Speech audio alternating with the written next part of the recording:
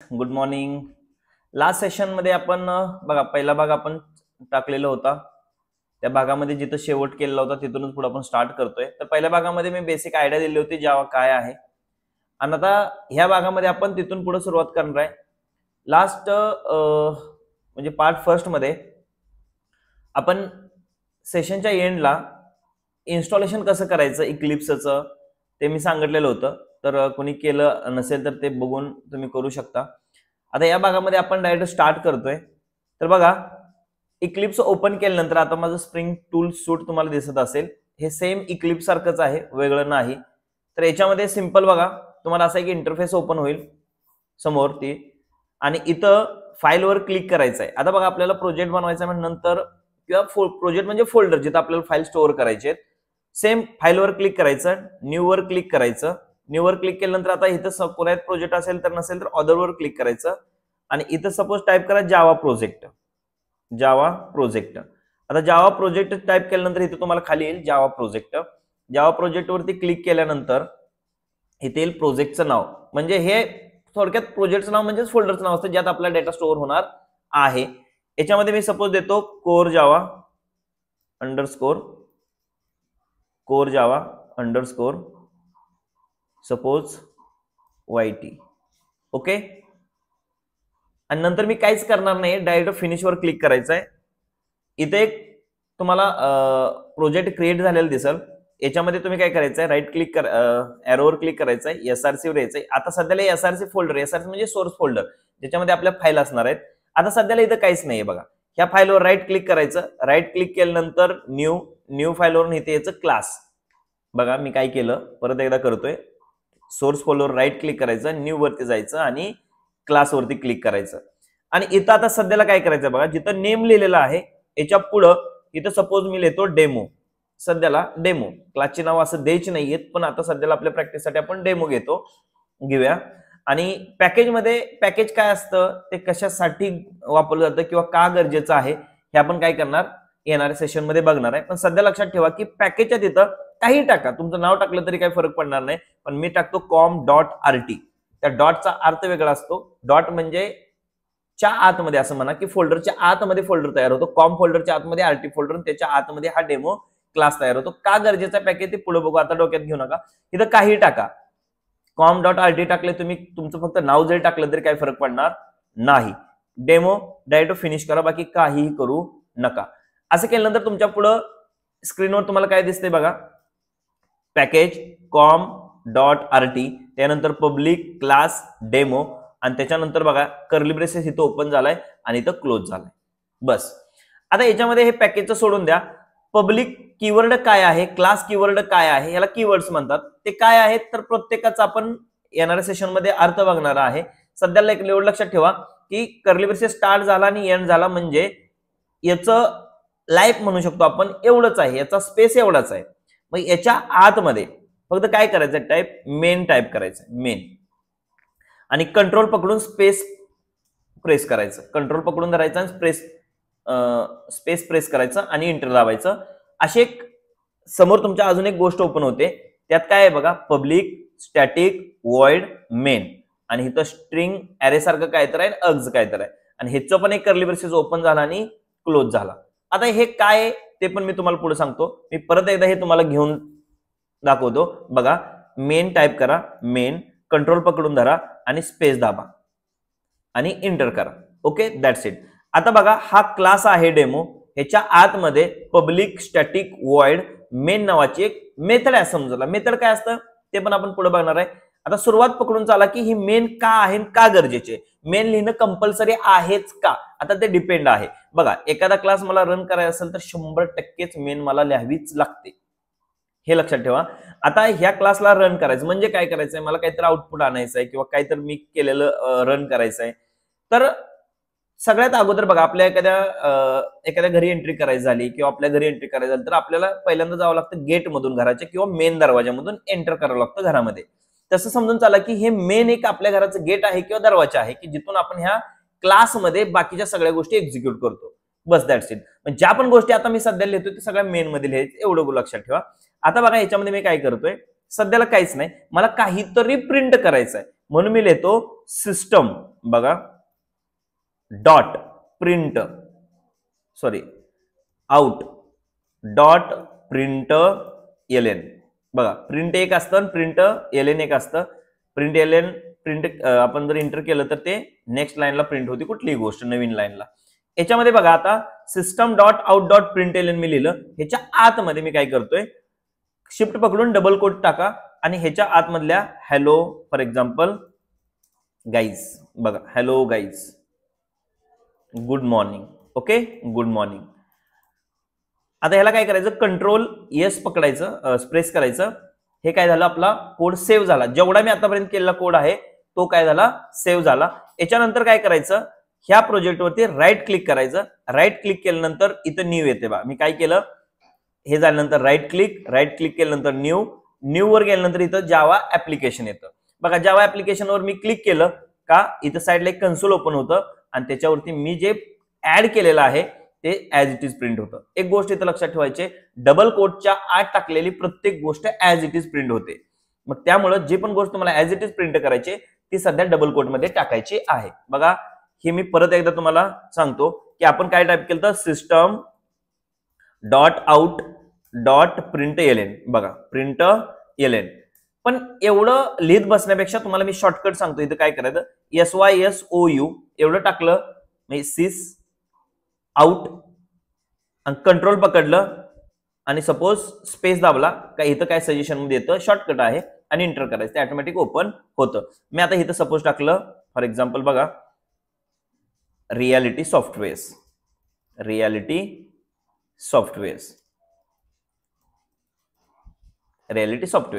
झालं का control S fix दाब प्रेसच करायचं कारण आपला कोड काय करायचा सेव्ह करायचा. रन करा. रन केल्यानंतर रियालिटी सॉफ्टवेअर्स काय होईल प्रिंट होईल. पण मग याच्यात टाकलेली प्रत्येक गोष्ट ऍज इट इज प्रिंट होते. मग मी इथं टाकतो 100. बघा आता 100 पण ऍज इट इज प्रिंट होणार. पण हे 100 नंबर नाही हे लक्षात ठेवा. कोणतीही गोष्ट मी म्हटलं डबल कोट मध्ये टाकली ऍज इट इज प्रिंट होते. पण डबल कोट मध्ये असणाऱ्या गोष्टीला आपण स्ट्रिंग म्हणतो. स्ट्रिंग म्हणजे काय ग्रुप ऑफ कॅरेक्टर्स. कॅरेक्टर म्हणजे काय सपोज श्याम नाव आहे SHYAM. ह्याच्यामध्ये एस एक लेटर आहे एच एक लेटर आहे. ग्रुप ऑफ लेटर्स याचा म्हणून एक वर्ड बनतो राईट म्हणजे त्याला आपण स्ट्रिंग म्हणतो. ग्रुप ऑफ कॅरेक्टर्सची एक स्ट्रिंग बनते. काय ते पुढे बघू. पण हे 100 जे आहे ना ते डबल कोटच्या आत लिहिल्यामुळे ते स्ट्रिंग झालं तो नंबर नाही. मग कुठलीही गोष्ट लक्षात ठेवा डबल कोट मध्ये टाकलेली स्ट्रिंग होते तर नंबर डबल कोट मध्ये टाकला तरी पण तो स्ट्रिंग झाला. तर काय करायचंय नंबर असणार जर प्रिंट करायचे असतील नंबर तर डबल कोट मध्ये टाकायचे नाही. ते ऍज इट इज काय करायचे लिहायचे आणि रन करा. हे मला असं प्रिंट झालेलं आहे. बघा आता सेमच गोष्ट मला अजून एक प्रिंट करायची सपोज कॉपी पेस्ट. सेम मला 100 एक 10 वेळा प्रिंट करायचंय. मी काय केलं एक 8-10 वेळा मला प्रिंट करायचं तर लिहिलं आणि परत मी रन केलं तर हे ऍज इट इज काय झालं माझं प्रिंट झालेलं आहे. आता याच्यामध्ये बघा याच्यामध्ये माझ्या डोक्यात काय आलं की अरे हा ठीक आहे मला काय करायचं आता 100 नको हे 10 वेळा प्रिंट करायचंय पण मला काय करायचंय 200 प्रिंट करायचं. मग मी पण काय करणार कट करणार किंवा ह्या 100चं काय करणार 200 करत जाणार. मग माझ्या डोक्यात काय आलं की अरे असं प्रत्येक ठिकाणी जाऊन मी चेंज करत बसणार. त्यापेक्षा मला काय करायला लागेल बघा हे 100 किंवा हे 200 मी कुठं तर स्टोअर करतो एका ठिकाणी आणि ते मी वापरतो. मग मी काय डोक्यात आलं बघा आता मी जे लिहितोय ते का आहे ते मी तुम्हाला पुढे सांगतोय. फक्त आता लक्षात ठेवा इंट सपोज ए किंवा इंट नंबर इक्वल टू 100 असं काय तर लिहिलं मी समजून चला. आणि ह्याच्या आत का लिहिलं डोक्यात घ्यायचं नाही तुम्हाला मी पुढे जाऊन सांगतोय. आणि ह्याच्या आत फक्त मी लिहितोय नंबर. बघा आता गंमत मी डबल कोटच्या आतमध्ये वर लिहिलेला नंबर लिहिला तर ते number now as it is print होणार आहे बघा. ओके त्यामुळं डबल कोट मध्ये टाकलेली गोष्ट ऍज इट प्रिंट होते त्यामुळं ती गोष्ट डबल कोटच्या आत टाकायची नाही. आणि आता ह्याला मी रन केलं तर मला आउटपुट 100 प्रिंट होणार. हे काय झालं माहितीये का आपण बघा 10वी पर्यंत किंवा ग्रॅज्युएशनला असेल किंवा डिग्रीला असेल आपण फॉर्म हे लिहायचो बघा A = 10 B = 10. मग ए आणि बी हे काय होते व्हेरिएबल होते. बघा लक्षात ठेवा व्हेरिएबल काय असतात आणि का गरजेचे आहेत ते तुम्हाला समजेल पुढं. बघा आता हे 100 मी 100 हे 100 ठिकाणी लिहू शकतो काहीच अडचण नाही. बघा मी किती वेळा 100 लिहू शकतो. सेव्ह केलं आणि ह्याला रन केलं तर 100 वेळा प्रिंट झालं फॉर एक्झाम्पल किंवा 10 वेळा प्रिंट झालं. आता मी इथं 200 केलं तर तो व्हेरिएबल जिथं जिथं दिलेला आहे त्या ठिकाणची सगळीकडची माझी काय होणार आहे व्हॅल्यू चेंज होणार आहे. ह्याला काय म्हणायचं? व्हेरिएबल. हे लक्षात ठेवा. म्हणजे मला एक गोष्ट ह्याला व्हॅल्यू म्हणायची, हे नंबर आहे ते व्हेरिएबल. आता मला सांगा व्हॅल्यू म्हणजे काय आणि हे व्हेरिएबल म्हणजे काय. आता आपली बॉडी ही एक व्हॅल्यू आहे आणि आपलं जे नाव आहे हे त्याला काय करतंय? पॉइंट करतंय. म्हणजेच ह्याला काहीतरी सांगतंय की बाबा आपलं सपोज एखाद्याचं नाव श्याम आहे, आपण ज्यावेळेस श्याम म्हणतो त्यावेळेस तो व्यक्ती आपल्याकडे पाहणार आहे. म्हणजे काय? त्याची बॉडी ती व्हॅल्यू आहे, हे लक्षात ठेवा. पण त्याला दिलेलं नाव म्हणजे व्हेरिएबलचं नाव आहे, एवढं लक्षात ठेवा. त्याला दिलेलं नाव काय आहे? व्हेरिएबलचं नाव आहे. म्हणजे थोडक्यात काय की एखादी गोष्ट स्टोअर करण्यासाठी आपण एखादी मेमरी अलोकेट केली. बघा, मी जर तुम्हाला म्हटलं की फॉर एक्झाम्पल एखाद्या वेळेस कॉलेजमध्ये नवीन मुलं आली, नवीन बॅच चालू झाले आणि अचानकच एक 10 दिवसांनी मी म्हटलं की उठ तुझा रोल नंबर सांग, तर तुम्ही कन्फ्युज होणार. कारण तुम्हाला रोल नंबर जर सांगितलेले नसतील तर तुम्ही काय म्हणणार की बाबा नाहीये, मला रोल नंबर तुम्ही सांगितलाच नाही. कारण सांगितलं असतं तर आमच्या मेमरीमध्ये असला असता, पण इथं आहे का? नाही. मग इथं काय झालं? हे 200 जे आहे हे 200 एका मेमरीमध्ये स्टोअर झालं. मेमरीमध्ये स्टोअर झालं म्हणजे काय? फॉर एक्झाम्पल बघा, आपल्या याच्यामध्ये मेमरीमध्ये 200 स्टोअर झालं. बघा, 200 मेमरीमध्ये स्टोअर झालं म्हणजे ह्याचा एक गोल म्हणला आणि ह्या गोलच्या आत आपण काय करतोय? 200 स्टोअर करतोय. आता ह्या 200ला ह्या मेमरीमध्ये, म्हणजे अशी मोठी मेमरी समजून चला मेमरी, आणि ह्याच्यामध्ये काय केलंय? हे 200 स्टोअर झालंय. समजून हे 200 स्टोअर झाले. पण हे 200 जर मला वापरायचं असेल, बघा 10 लोकांचा एक ग्रुप बसलाय, त्यातनं मला एकाला जर बोलवायचं असेल तर मला त्याच्या नावानं हाक मारावे लागेल. तसं मला हे 200 असे 100 असेल, 200, 20, 30, 40 असं स्टोअर असतील. मेमरीमध्ये किती नंबर स्टोअर असू शकतो, किती डेटा स्टोअर असू शकतो. मग मला हाच डेटा पाहिजे तर त्याला मला एक नाव द्यावं लागेल, किंवा त्या मेमरीमध्ये जिथं आपला डेटा स्टोअर आहे त्या मेमरीचं लोकेशनचं नाव म्हणजे व्हेरिएबल नाव असतं. फॉर एक्झाम्पल मी दिलेलं नंबर, हे जे नंबर जे नाव आहे हे नंबर नाव, त्याला आपण व्हेरिएबल पण म्हणतो. हे व्हेरिएबल काय करतं? त्या व्हॅल्यूला पॉइंट करतं. म्हणजेच काय? ज्या मेमरीमध्ये आपला डेटा स्टोअर आहे त्या मेमरीचं लोकेशनचं नाव जे आहे, म्हणजे मेमरी मधला छोटासा पार्ट, त्या व्हॅल्यूला जिथं स्टोअर केलंय त्या स्टोअर केलेल्या एरियाचं नाव आपण म्हणू शकतो काय आहे? व्हेरिएबलचं नाव आहे. बघा, आपण एखाद्या गावात राहतो, त्या गावाला पण एक नाव असतं, म्हणजे त्याचं पण काहीतरी अस्तित्व आहे, राईट? तसं ह्या डेटा इथं जो स्टोअर झालेला आहे त्या डेटाला पण काहीतरी अस्तित्व आहे. Is it clear? बघा, नेक्स्ट आता सपोज आपल्याला असे बरेच नंबर स्टोअर करायचे, तर त्याला व्हेरिएबल मध्ये आपण काय करू शकतो? स्टोअर करू शकतो आणि इथं मेमरीमध्ये ऍड करू शकतो. बघा, एक गोष्ट लक्षात ठेवा, एखादी गोष्ट मेमरीमध्ये असेल तरच ती वापरू शकतो, नसेल तर वापरू शकत नाही. म्हणजे मी जर तुम्हाला म्हटलं की तुमचा रोल नंबर काय आहे, किंवा एखादी गोष्ट तुमच्या मेमरीमध्ये असेल तरच तुम्ही सांगू शकता, जर नसेलच तुम्ही म्हणणार मला माहित नाही. तशी इथं स्टोअर केलेली प्रत्येक व्हॅल्यू जर मेमरीमध्ये असेल तरच आपण वापरू शकतो, नसेल तर वापरू शकत नाही. हे लक्षात ठेवा. आता सपोज इथं नंबर हा व्हेरिएबल झाला, हे 200 काय झालं? त्याची व्हॅल्यू झाली, हे ओके आहे. आता मला ह्याच्यात काही प्रॉब्लेम नाहीये. आता हा तुमचा प्रश्न की मग हे इंट काय आहे? ही पण गोष्ट बघा, व्हेरिएबलच्या आपण पुढे जाऊन टाइप्स बघणार आहे. व्हेरिएबलचे टाइप असतात, लोकल व्हेरिएबल असतो, स्टॅटिक असतो, किंवा नॉन स्टॅटिक व्हेरिएबल असतो. ह्याला का नॉन स्टॅटिक म्हणायचं? स्टॅटिक व्हेरिएबल काय असतात किंवा लोकल व्हेरिएबल काय असतात, ते कुठे लिहिले जातात, ते कसे वापरायचे, हे आपण पुढे शिकणार आहे. पण सध्यापुरतं मी एवढं लक्षात ठेवा की आपल्या मेमरीमध्ये जिथं आपला डेटा स्टोअर आहे त्या डेटाचं लोकेशनचं नाव, म्हणजेच मेमरीचं लोकेशनचं नाव जे आहे तेच व्हेरिएबलचं नाव असतं, एवढं लक्षात ठेवा. म्हणजे आपली बॉडी ही एक व्हॅल्यू आहे आणि आपलं नाव आपल्या बॉडीला प्रेझेंट करतंय, म्हणजे आपलं नाव हे व्हेरिएबलचं नाव आहे. म्हणजे प्रत्येक गोष्टीला नाव असतं ते व्हेरिएबलचं नाव असतं, हे लक्षात ठेवा. नंबर हे त्या 200चं नाव आहे असं समजून चला. जिथं जिथं मला 200 पाहिजे तिथं नंबर मी प्रिंट करणार आहे. म्हणजे याच्यामध्ये आता डाऊट नाहीये. पण हे इंट का लिहिलं हा महत्वाचा प्रश्न आहे. बघा, आता मी सध्या तुम्हाला सांगितलं की व्हेरिएबल काय असतं. आता आपल्याला पाहायचं आहे की हे इंट काय आहे. बघा, जावामध्ये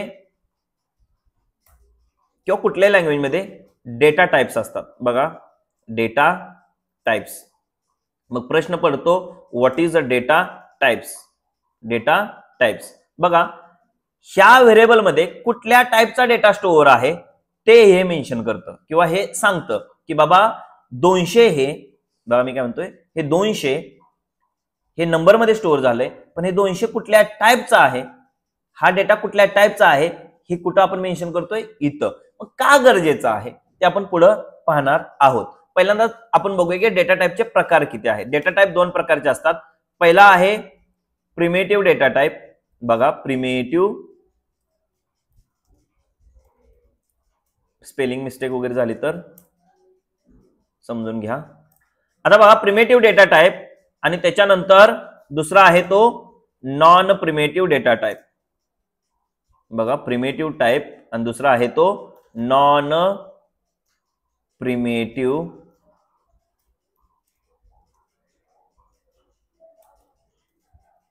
data type. Data type, non primitive data type. बघा प्रिमेटिव्ह म्हणजे काय आणि नॉन प्रिमेटिव्ह म्हणजे काय. बघा सपोज आपण म्हणू शकतो की जावानं सुरुवातीपासून प्री एक्झिस्ट किंवा प्री डिफाईन, आपण म्हणू शकतो प्री डिफाईन म्हणजे काय, जावानं पहिल्यापासून लिहून ठेवलंय. जावाने काय केलंय, हे जावा पीपल्सने काय केलंय, पहिल्यापासून लिहून ठेवलंय म्हणून आपण त्याला म्हणतो प्री डिफाईन, म्हणजेच प्रिमेटिव्ह जे सुरुवातीपासून आहे. पण कधी कधी काय होतं, ह्यांनी दिलेले जे डेटा टाईप आहेत ठराविक आहेत, हे सोडून मला इतर डेटा टाईप बनवायचे असतील तर त्याला आपण म्हणू शकतो की युजर डिफाईन डेटा टाईप, की आपण कस्टम डेटा टाईप बनवतो. युजर डिफाईन डेटा टाईप ह्याला आपण म्हणतो non primitive data type. Non primitive म्हणजे युजर डिफाईन्ड. बघा युजर डिफाईन्ड डेटा टाईपला आपण काय म्हणतो, नॉन प्रिमेटिव्ह डेटा टाईप. आता सध्याला आपण फोकस करणार आहे फक्त प्रिमेटिव्ह डेटा टाईप वरती. नॉन प्रिमेटिव्ह डेटा टाईप काय आहे हे पुढे जाऊन तुम्हाला समजेल. आता प्रिमेटिव्ह डेटा टाईप जावामध्ये किती आहे, टोटल 8 आहेत. म्हणजे प्री डिफाईन्ड डेटा टाईप आहे, टोटल किती आहेत, 8 आहेत. त्यातला पहिला आहे, पहिला इंट. बघा पहिला आहे इंट, कॉपी, अशी टोटल 8 आहेत, लक्षात घ्या. दुसरा आहे बघा, आता लिहिताना कसं लिहा, इंट लिहा, त्यानंतर लॉंग लिहा, किंवा असं करा शॉर्ट, लहानापासून जाऊ आपण, byte, short, int, long, float, double, परत असेल क्यार आणि बुलियन. ओके, असे 8 डेटा टाईप आहेत जावामध्ये जे प्रीडिफाईन आहेत. किती, 8, 5, 6, 7 आणि 8. हे 8 डेटा टाईप आहेत, ते प्रिमेटिव्ह म्हणजे पहिल्यापासून आहेत. पहिली तर गोष्ट, ह्या डेटा टाईपचा आपण प्रत्येकाचा अर्थ समजूनच घेऊ, पण ह्याची गरज काय हे पण आपल्याला तितकंच गरजेचं आहे. हे नाही लिहिलं तर काय फरक पडेल ना, कारण या नंबरमध्ये तर हे 200 स्टोअर झालंय.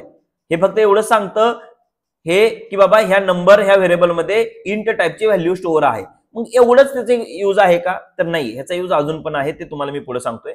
इथं लक्ष द्या. आता फक्त बाईट मध्ये पण आपण नंबर स्टोअर करतो, शॉर्ट मध्ये पण नंबर स्टोअर करतो, इंट मध्ये पण नंबर स्टोअर करतो, लॉंग मध्ये नंबर स्टोअर करतो, फ्लोट आणि डबल मध्ये पण नंबरच स्टोअर करतो. म्हणजे नंबर स्टोअर करायचा असेल तर आपण हे 6 डेटा टाईप पैकी कुठलाही एक डेटा टाईप वापरू शकतो. मग तुम्ही म्हणाल एवढे 6 डेटा टाईप एकासाठी दिलेत, तर त्याला पण काही रिझन आहेत. बघा एक पर्टिक्युलर रेंज असते प्रत्येकाची. म्हणजे सपोज जर -128 किंवा 27 पासून प्लस 127, 28 पर्यंत डेटा स्टोअर करायचा, म्हणजे 100, 110, 10, 15, 20 अशा रेंज मधला, तेवढ्यातलाच -127 ते प्लस 128 असेल किंवा या रेंज मधला, तर तो बाईट मध्ये स्टोअर होतो. 129 व्हॅल्यू ह्या बाईट मध्ये स्टोअर होत नाही, कारण ते म्हणतं की ही जरा थोडी मोठी व्हॅल्यू आहे, ह्यात आम्ही स्टोअर करू शकत नाही, त्यासाठी तू त्यापेक्षा मोठा डेटा टाईप यूज कर.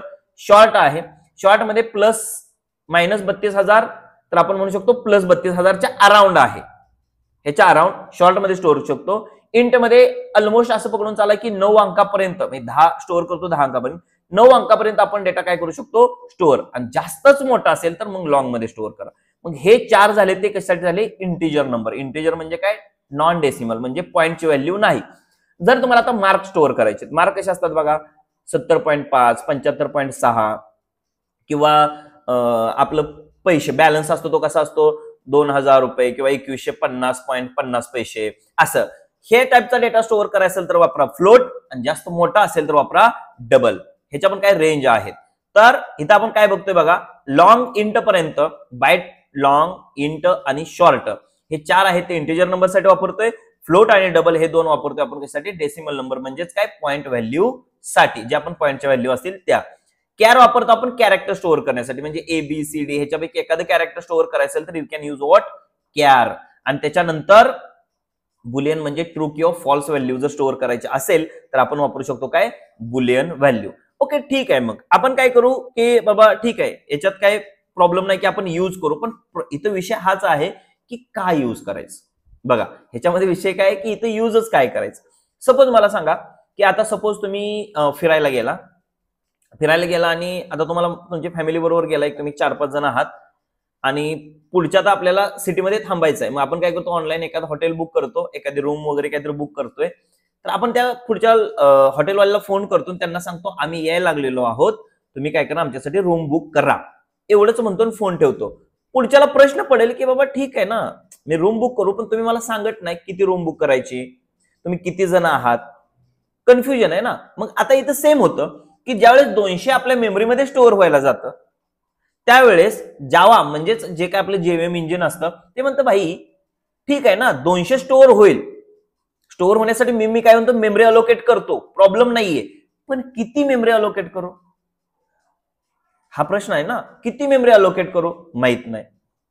मग त्यात ते काय करतं, इंटला चेक करतं की बाबा इथं 200 आहे ना, हे स्टोअर करायचं नंबर मध्ये, पण त्यासाठी स्पेस किती अक्वायर करायचं आहे आपल्याला किंवा अलोकेट करायचं आहे, तर इंट.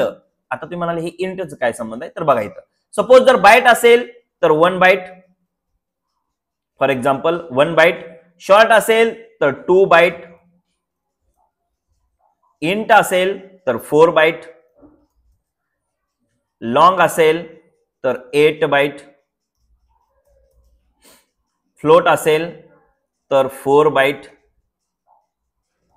बाईट्स वगैरे काय असेल ते, लॉंग डबलला परत 8 bite, Kerala I think 2 bite असते आणि बुलियनला 1 बीट, 1 बीट काय तर 8 बीटचा एक 1 बाईट असतो, ते बघून घ्या तुम्ही. बघा इथं आता काय म्हणतोय मी, जर सपोज समजून चला की मला ह्या डेटा टाईपच्या पुढे मी इंट वापरलं तर ते काय करतं, त्याला समजतं इझिली की अरे हा आपल्या मेमरीमध्ये ह्या 200 साठी जे आपण स्पेस रिझर्व करणार आहे, अलोकेट करणार आहे, त्या स्पेस साठी 4 बाईट मेमरी अलोकेट करावी लागणार आहे. कारण खूप मॅटर करतं बघा गाईज. तुम्हाला इथे एक उदाहरण देतो मी.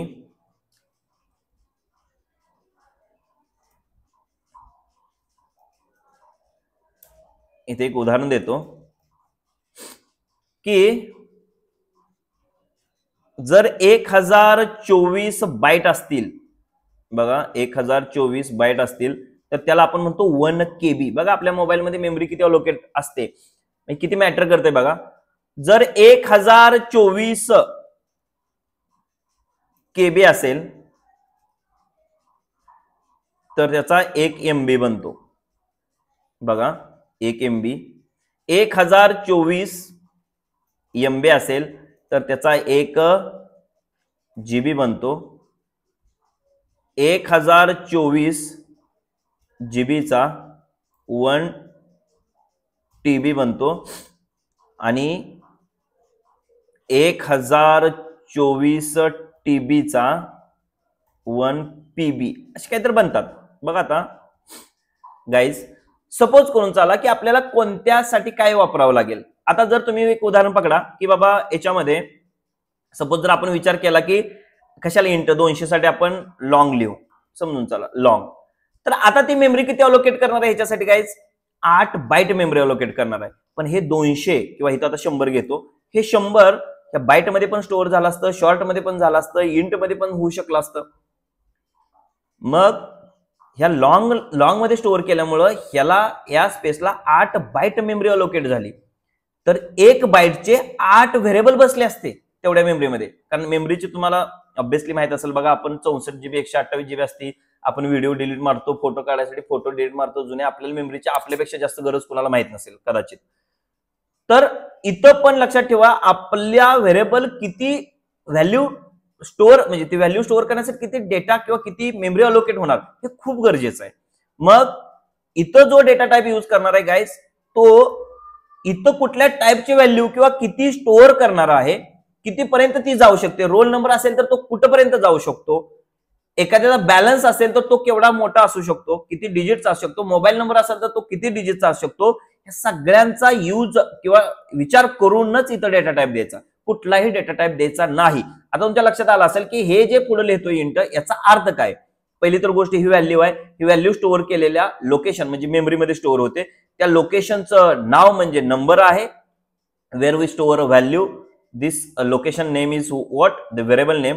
आणि हे काय सांगतं की डेटा टाईप की which type of value stored into this number variable, ह्या नंबर व्हेरिएबल मध्ये कुठल्या टाईपची व्हॅल्यू स्टोअर झाली आहे हे डेटा टाईप सांगतं. त्याचबरोबर हे डेटा टाईप हे पण सांगतं की बाबा हे 100 स्टोअर करण्यासाठी आपल्याला किती स्पेस अक्वायर करावा लागणार आहे, हे कोण सांगतं, हे डेटा टाईप. आता आपण बघितलेले कुठले डेटा टाईप होते, प्रिमिटिव्ह 8 डेटा टाईप होते, ज्याच्यामध्ये बाईट होता, शॉर्ट होता, इंट होता, लॉंग होता, फ्लोट, डबल, क्यार आणि बुलियन. हे असेच लक्षात ठेवायचे. पहिले 6 आहेत ते आपण वापरतो नंबरसाठी, त्यातले 4 आहेत ते वापरा इंट साठी म्हणजे इंटिजर नंबरसाठी, आणि पुढचे 2 आहेत ते डेसिमल म्हणजे पॉइंट व्हॅल्यू साठी, क्यार आहे ते कॅरेक्टर साठी आपण वापरू शकतो, आणि बुलियन आपण ट्रू किंवा फॉल्स साठी वापरू शकतो. होपफुली मला असं वाटतं की तुम्हाला प्रिमिटिव्ह डेटा टाईप काय असतात आणि कधी आणि का वापरायचे ह्याची आयडिया आली असेल. तर हे झाले प्रिमिटिव्ह डेटा टाइप्स. याच्यामध्ये काय डाऊट असेल तर कमेंट करून नक्की सांगा. ओके गाइज, बघा आता हे झाले काय की 8 प्रिमिटिव्ह डेटा टाइप्स. आता ह्या प्रिमिटिव्ह डेटा टाइप्स मध्ये कोणाला किती मेमरी अलोकेट होणार वगैरे हे तुम्हाला लक्षात आलं असेल. आता नॉन प्रिमिटिव्ह डेटा टाइप कोणते असतात बघा. क्लास हा नॉन प्रिमिटिव्ह डेटा टाइप का आहे तो तुम्हाला पुढे जाऊन समजेल. त्यानंतर ॲरेज असतात किंवा वेगवेगळे असे जे असतात ते काय असतात नॉन प्रिमिटिव्ह डेटा टाइपचे, की तुम्हाला पुढे सेशन मध्ये कळून जाईल. आतापर्यंत फक्त लक्षात ठेवा की इंट आपण कधी वापरणार आहोत, जर एखादा नंबर स्टोअर करण्यासाठी. मोस्टली आता इंट वापरा. मी 2 व्हेरिएबल लिहितो, इंट ए इक्वल टू 100 आणि इंट बी इक्वल टू 200 बघा.